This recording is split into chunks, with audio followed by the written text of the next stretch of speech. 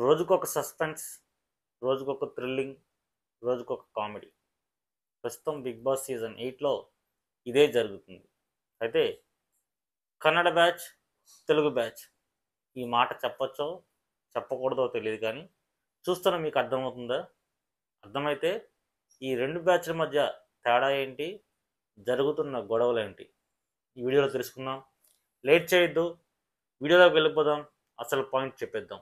Welcome to information loaded channel. Bigg Boss season 8 start అయిన దగ్గర నుంచి కూడా పూర్తిగా సోషల్ మీడియాలో ట్రోల్ అవుతుంది రెండు. ఒకటి, సోనియా ఎలిమినేషన్ అవ్వకముందు వరకు సోనియా ఎలిమినేషన్ అయిన తర్వాత అయినా సరే, ముందైనా సరే జరుగుతున్నది ఒక్కటే.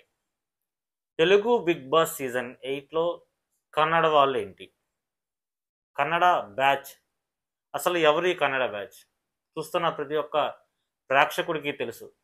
అయితే ఎందుకు వైల్డ్ కార్డ్ ఎంట్రీస్ వచ్చిన తర్వాత కూడా ఈ కన్నడ బ్యాచ్ అనేది అలాగే కొనసాగుతుంది అంటే ఇది ఒక ఇండియాలో ఉన్న 2 రాష్ట్రాల గురించి విభజిస్తూ మాట్లాడడం కాదు, కానీ ఆ ప్లేయింగ్ ఏదైతే ఆట తీరు ఉందో వారు ఒక మొత్తం అంతా ఒక గ్రూప్ గేమ్ ఆడుతున్నారు. ఈ గ్రూప్ గేమ్ ఆడుతున్నారు అనేది ప్రతి ఒక్కరికి తెలిసిపోతుంది. అయితే మొన్న ఈ మధ్య కాలంలోనే లాస్ట్ వీక్లో ఫ్యామిలీ సీజన్ అయింది. అది ఫ్యామిలీ వీక్లో కూడా పూర్తిగా ఫ్యామిలీస్ వచ్చి, ఒకవైపు నిఖిల్ వాళ్ళ మదర్ వచ్చి కూడా చెప్పారు, ఒకటి, గౌతమ్తో జాగ్రత్తగా ఉండు, గౌతమ్ని నామినేట్ చేయి అంటూ చెప్పారు. అయితే ఇక్కడ ఇంకో విషయం కూడా మాట్లాడుకోవాలి, దీన్ని మరొకసారి గుర్తు చేసుకుందాం. గౌతమ్ గేమ్ ఎందుకు పెరిగింది కూడా డిస్కస్ చేద్దాం. అయితే ఇప్పుడు నిఖిల్ వాళ్ళ మదర్ చెప్పిన టాపిక్స్ గురించి మాట్లాడుతున్నాం కాబట్టి, నిఖిల్ వాళ్ళ మదర్ చెప్పారు గౌతమ్ జోలికి వద్దు. అదేవిధంగా మరీ ముఖ్యంగా అమ్మాయిల విషయంలో జరుగుతున్న ఒక పెద్ద విషయం, నిఖిల్కి మొదటి నుంచి స్టార్టింగ్ సోనియా అయిపోయింది. ఎలిమినేషన్ బిఫోర్ ఎలిమినేషన్ వరకు సోనియాతో చాలా వైరల్ థింగ్స్ జరిగాయి. ఆ తర్వాత ఇప్పుడు యష్మి విషయంలో కూడా కొంచెం జాగ్రత్తగా ఉండు అంటూ కూడా ఆమె చెప్పారు. అయితే ఎందుకు చెప్పారు ఏంటనేది ప్రతి ఒక్కరికి తెలుసు. అయితే ఫ్యామిలీ వీక్లో పూర్తిగా కంప్లీట్ అయిపోయిన తర్వాత నామినేషన్స్ జరిగాయి. అయితే ఎవరు ఊహించిన విధంగా ఎలిమినేట్ అయిపోయిన పర్సన్స్ వచ్చి నామినేషన్స్ చేస్తూ వచ్చారు. సో అందులో షాకింగ్ నామినేషన్ అనేది సోనియా. ఎందుకంటే బయటకు వచ్చిన నేను చూసే మీరు చెప్పే నేను కాకుండా బిగ్ బాస్ సీజన్ 8 చూస్తున్న వాళ్ళు ఎవరైతే ఉంటారో, ఇప్పుడు మళ్ళీ నేను చూసి నేను చెప్తున్నాను, ఇది చూసి మళ్ళీ బిగ్ బాస్ సీజన్ 8 చూసేవాళ్ళు కూడా ఉంటారు. వారందరికీ అర్థమయ్యేది ఒకటే, సోనియా ఎందుకు మొట్టమొదటిగా నిఖిల్కి సపోర్ట్ చేస్తూ గేమ్ ఆడిన సోనియా ఆఫ్టర్ ఎలిమినేషన్ నామినేషన్ చేయడానికి నిఖిల్ ఎందుకు అంత పెద్ద మాటలంటూ నామినేషన్ చేశాను. వన్స్ హౌస్లోంచి బయటికి స్టెప్ అవుట్ అయిన తర్వాత ఏం జరిగింది, అది ఏ విధంగా పోర్ట్రేట్ అయింది, నిఖిల్ ఏ విధంగా అక్కడ ఉన్న అమ్మాయిల్ని యూస్ చేసుకుంటున్నాడు, తన గేమ్ కోసం ఎలా వాడుతున్నాడు అనేది ఖచ్చితంగా అందరికీ అర్థమైపోతుంది. అయితే ఇప్పుడు ఈ గేమ్ ప్లాన్ గురించి, నిఖిల్ గేమ్ ప్లాన్ ఇంతలా ఉంటే సడన్గా గౌతమ్ ఎందుకు హైప్ అయ్యాడు అంటే, ఒకానొక టైంలో ఏ విధంగా మణికంఠన్ ఏ విధంగా అనుకున్నారో గౌతమ్ ప్లేయింగ్ ఆట తీరేది ఉందో సేమ్ ఆ విధంగానే ఉండేది. కానీ వన్స్ ఒక్కసారి ఏదైతే అశ్వత్థామ 2.0 ఇది కంప్లీట్ అయిపోయి 3.0 వచ్చాను అని చెప్పాడు, ఎప్పుడైతే తన ఆట తీరును మార్చుకున్నాడో ఆ రోజు నుంచి గ్రాఫ్ అనేది ఎక్కడికో పెరిగిపోయింది. దానికి తోడు రెడ్ కలర్ తుండు ఒకటి, అంటే సాధారణంగా ఒక తెలుగు ప్రేక్షకులు ప్రతి ఒక్కరికి తెలుసు, ఎక్కువ శాతం అది వాడేది పవన్ కళ్యాణ్ అభిమానులు. ఎందుకంటే పవన్ కళ్యాణ్ ఎక్కడ చూసినా సరే జనసేన సంబంధించిన స్టార్టింగ్ నుంచి ముందు నుంచి కూడా ఆ రెడ్ కలర్ అనేది చాలా ఫేమస్ అయిపోయింది. అయితే ఒక నామినేషన్ ప్రక్రియలో గౌతమ్ అది వాడాడు, ఆ తర్వాత బిఫోర్ కూడా ఒకసారి వాడడం జరిగింది. సో అప్పటి ఇంకా హైప్ అనేది భారీగా పెరిగిపోయింది. ఆట తీరు ఫిజికల్ టాస్క్లో కూడా తన ది బెస్ట్ ఇస్తున్నాడు. మరోవైపు వైల్డ్ కార్డ్ నుంచి వచ్చిన కమిడియన్ జోన్ ఎవరైతే రోహిణి, తన వరకు ఎంత అల్టిమేట్ ది బెస్ట్ ఇవ్వాలో ప్లేయింగ్ సంబంధించి కానీ ద ఫన్ టాస్క్స్ కానీ టోటల్గా ఇచ్చి పడేస్తున్నారు. అదేవిధంగా అవినాష్ టేస్టీ తేజ వీళ్ళందరూ కూడా ఎంత ద బెస్ట్ ఇవ్వాలో ఎంత ఇస్తున్నారు. మరి what about the Kannada batch మనం మొదట్లో మాట్లాడుకున్నట్టు.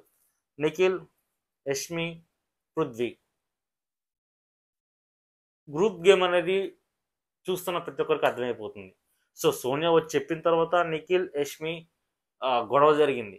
సరే అయినా సరే ఏమైనా డిఫరెన్సెస్ వస్తాయి, ఏమైనా క్లాష్ జరుగుతుంది అనుకుంటే లేదు. మళ్ళీ నెక్స్ట్ గేమ్ వచ్చా కానీ మళ్ళీ గ్రూప్ గేమ్, ఒకరినంటే ఒకరు. సో అరౌండ్ దిస్ ఇదంతా జరుగుతున్న టైంలో మరోవైపు పృథ్వీ వ్యవహార శైలిపై చాలామందికి కోపం, చిరాకు వస్తుంది. కానీ ఓట్స్ ఎలా వస్తున్నాయి?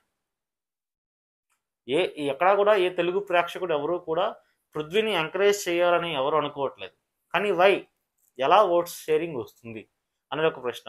లాస్ట్ వీక్ సంబంధించిన నామినేషన్స్ చూసుకుంటే గౌతమ్ అరౌండ్ 27 to 28% ఓట్ షేరింగ్కి వెళ్ళిపోయిన సమయంలో, అంటే ఒక్కసారిగా 4th పొజిషన్లో ఉన్న గౌతమ్ ఒక్కసారిగా ఫస్ట్ పొజిషన్కి వెళ్ళిపోయాడు.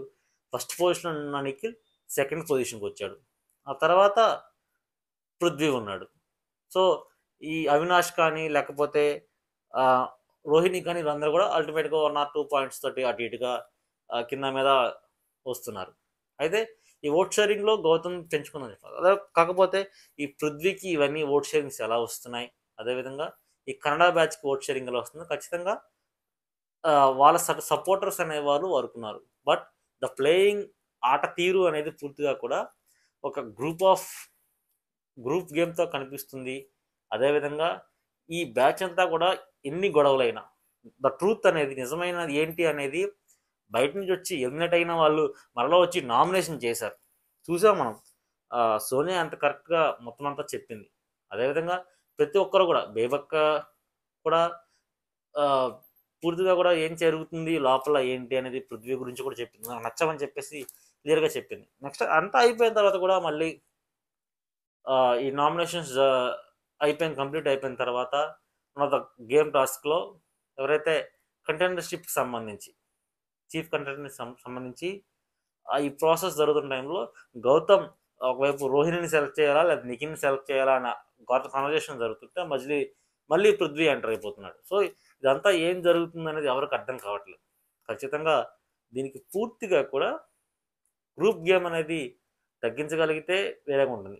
ఇన్ కేస్ స్క్రిప్టెడ్ అయితే మాత్రం ఖచ్చితంగా ఈసారి వైల్డ్ కార్డ్ ఎంట్రీ ఇచ్చిన వాళ్ళే గౌతమ్కి ఎక్కువ శాతం అసలు అనూహ్యంగా అర్థం కాని విధంగా కప్ చేతికి వచ్చే అవకాశం మీద కనిపిస్తుంది. మొట్టమొదటి నుంచి నిఖిల్కి కప్ వచ్చేస్తుందని చాలామంది అనుకున్నారు.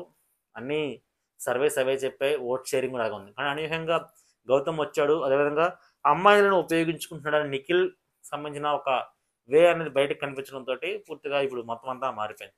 సరే, అయితే వైల్డ్ కార్డ్ ఎంట్రీ కప్ గెలుస్తారా లేదా అనేది తెలియదు. కానీ ఇప్పుడున్న ఓట్ షేరింగ్స్ బట్టి మాత్రం చూస్తే ఖచ్చితంగా గౌతమ్కి ఎక్కువ ఛాన్సెస్ ఉన్నాయి. ఈ నెక్స్ట్ వీక్లో ఇంకా గేమ్ ఇంప్రూవ్మెంట్ అయిపోతే మాత్రం అల్టిమేట్గా చెప్పలేం. ఏం జరుగుతుందో మాత్రం వేచి చూడాలి. ఇక బిగ్ బాస్ లవర్స్ మీరేమనుకుంటున్నారు?